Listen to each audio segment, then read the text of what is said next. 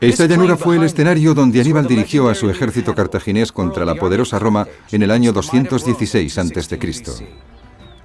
Soy Matthew Settle. Más de 100.000 hombres lucharon aquí en una batalla definitiva. Más de la mitad de ellos murieron en este lugar, en Canas. Actualmente esta tierra es parte de Puglia, en el sur de Italia. Es difícil imaginar cómo debía de ser entonces, pero con la nueva tecnología de videojuegos vamos a lograr ver esta gran batalla como nunca antes la habíamos visto. La inmensa cantidad de soldados, las formaciones de las tropas, cómo lucharon y cómo se ganó la batalla. Lo veremos como los generales desearían haberlo visto en batallas decisivas.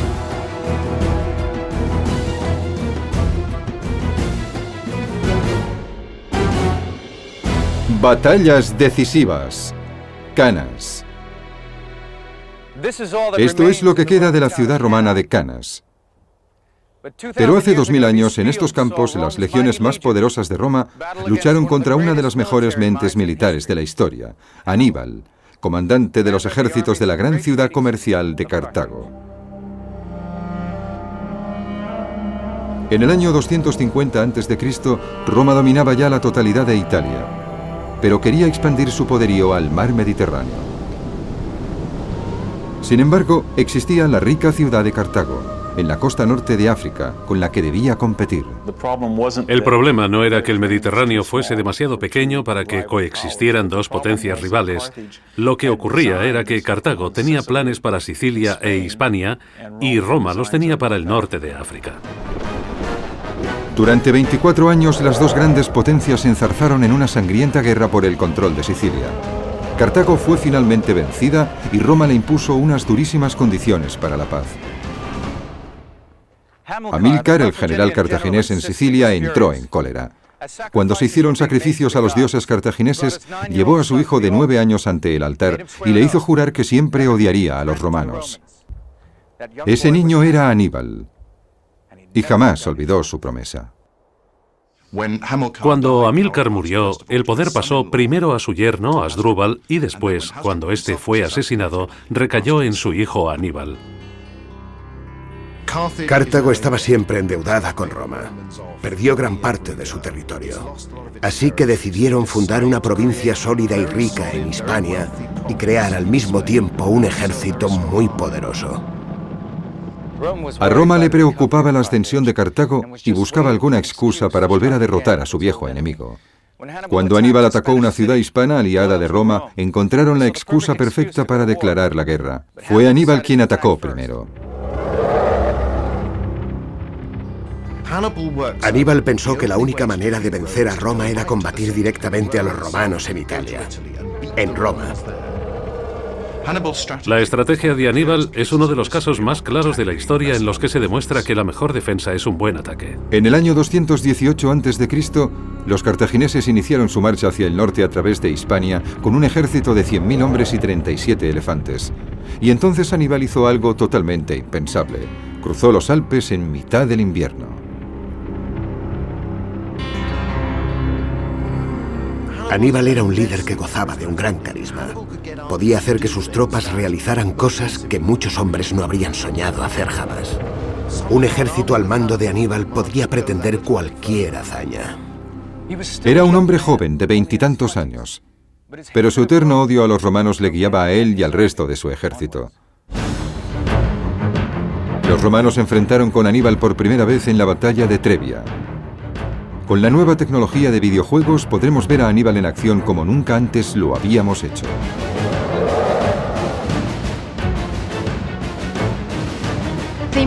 La importancia de los elefantes no se debe subestimar. No se usaban como animales de carga, sino como elementos ofensivos. Y eran muy importantes para la imagen. Se han conservado monedas cartaginesas con la imagen de Aníbal por un lado y un elefante por el otro.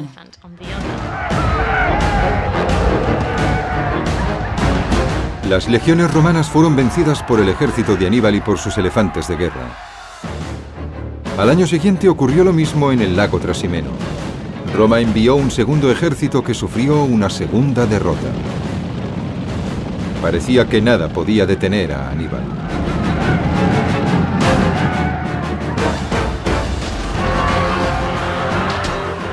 Su ejército se desplazó a través de Italia hacia el sur hasta alcanzar el mar Adriático, donde se detuvo. Aníbal se hallaba ya a menos de 150 kilómetros de Roma. Las legiones romanas ya habían sufrido más de 100.000 bajas. Desesperados, los romanos decidieron jugárselo todo en una gran batalla, a la que destinaron 8 legiones que sumaban unos 70.000 hombres. Los romanos decidieron arriesgarlo todo. Iban a formar un ejército enorme, el doble de numeroso que cualquier otro al que Aníbal se hubiese enfrentado antes para aplastarle. El 2 de agosto del 216 a.C., el poderoso ejército romano encontró a Aníbal cerca de la ciudad de Canas. Todos los pronósticos estaban contra Aníbal, pero él contaba con su ingenio. Se trataría de la batalla más sangrienta de la antigüedad.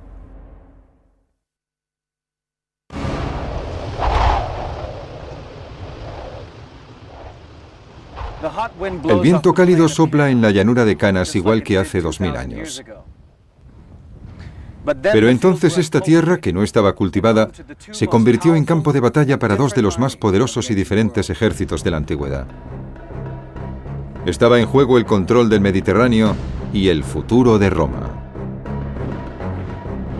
Veamos el enorme ejército romano que se enfrentaba a Aníbal. Estaba constituido por unos 70.000 soldados, situados en 3 formaciones, divididas en cuadrados de infantería. Estas formaciones estaban diseñadas para conseguir la máxima flexibilidad, pero eran difíciles de controlar en el fragor de la batalla y se necesitaba un comandante muy experimentado para que fuesen efectivas. La posición de los soldados en esas 3 formaciones se decidía en función de la edad y la experiencia. Los que tenían entre 17 y 25 años se colocaban en la primera formación, el núcleo de la batalla. Los nuevos reclutas ganaban experiencia o morían. Si llegaban a los 25 años se les situaba en la segunda formación, constituida por soldados con experiencia, y si conseguían sobrevivir hasta convertirse en curtidos combatientes, se colocaban en la tercera formación. Puede que ya no fueran muy rápidos, pero su experiencia podía ser de gran ayuda para el ejército romano. Veamos qué fue lo que contempló Aníbal y su ejército.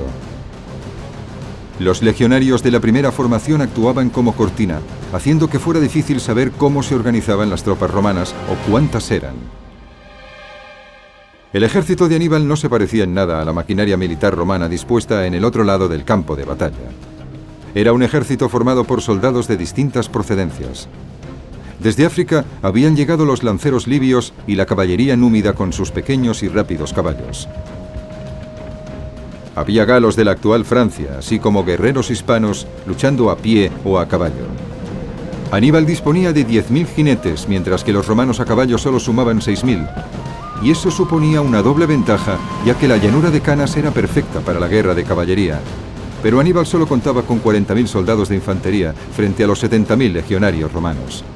El inmenso ejército romano estaba al mando de 2 comandantes, Paulus y Varro, que se turnaban para dirigirlos en días alternos. Era complicado aunque ambos comandantes coincidieran en la estrategia, pero no era así. De hecho, tenían estrategias opuestas. Paulus era partidario de un acercamiento cauteloso y no quería apresurarse a entablar batalla. Por el contrario, Varro estaba ansioso por empezar la lucha y pretendía presentar batalla en la llanura, donde el enorme ejército romano tenía espacio suficiente para maniobrar. El 2 de agosto del 216 a.C., como el mando estaba en manos de Varro, el ejército romano empezó a formarse para presentar batalla. Como siempre, la infantería ocupó el centro, con destacamentos de caballería a cada lado para vigilar los flancos. No sabemos exactamente lo que planeaba Varro, pero decidió cambiar el orden normal de batalla. Ordenó a las formaciones romanas que se situaran con una mayor densidad. Había menos huecos y prácticamente ninguna posibilidad de cambiar de formación.